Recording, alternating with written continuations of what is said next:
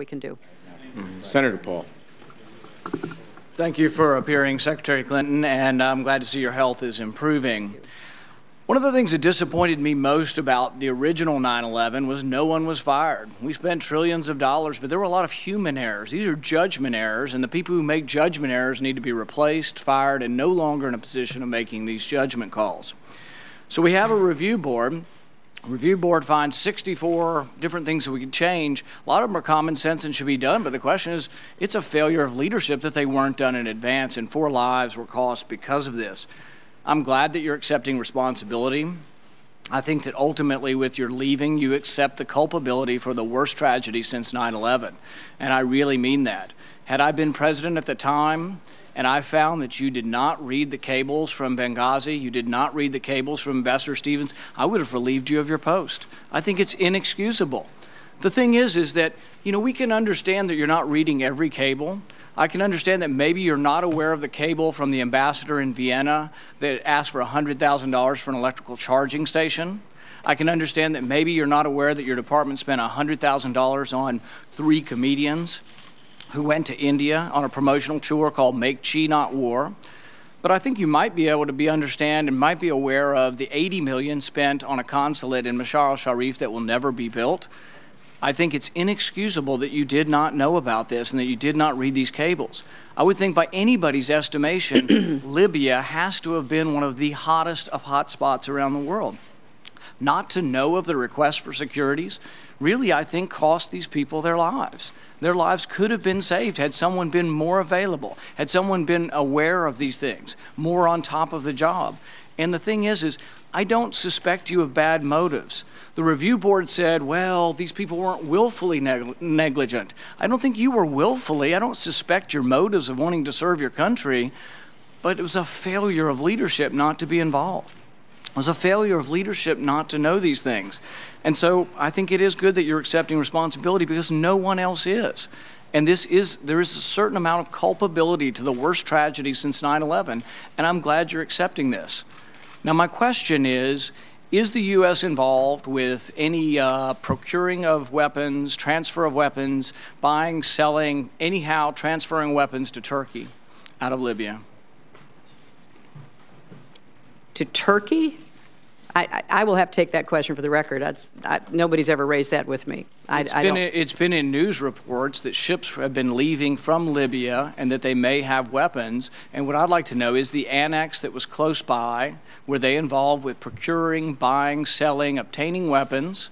And were any of these weapons being transferred to other countries, any countries, Turkey included? Well, Senator, you'll have to direct that question to the agency that ran the annex.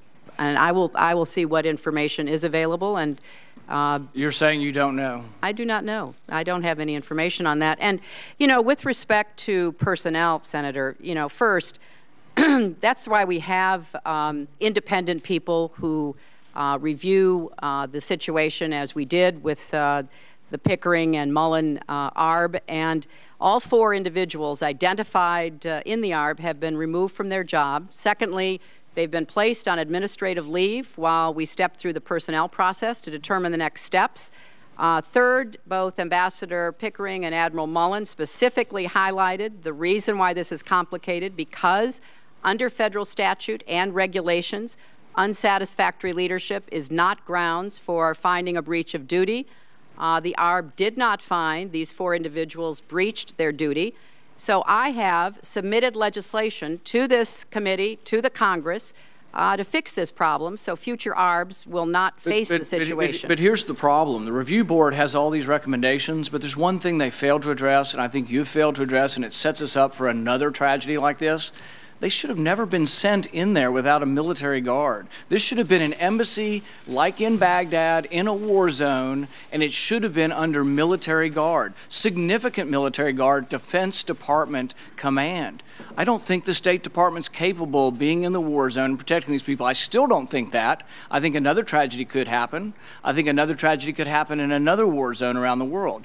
I think someone needs to make an executive decision. Someone needs to take leadership, and with that leadership should should be that you shouldn't send them in with no Marines. You shouldn't send them in with Marines that are to guard records, not people. You shouldn't send them in with the same kind of ambassador or embassy staff that you have in Paris. I think that's inexcusable. Well, Senator, the reason I'm here today is to answer questions the best I can. I am the Secretary of State, and the ARB made very clear that the level of responsibility for the failures that they outlined was set at the Assistant Secretary level and below. The administration has sent officials to the Hill more than 30 times. We've given as much information. We've been as transparent as we can. Obviously, we will continue to brief you and others to answer any and all questions that you have about going forward.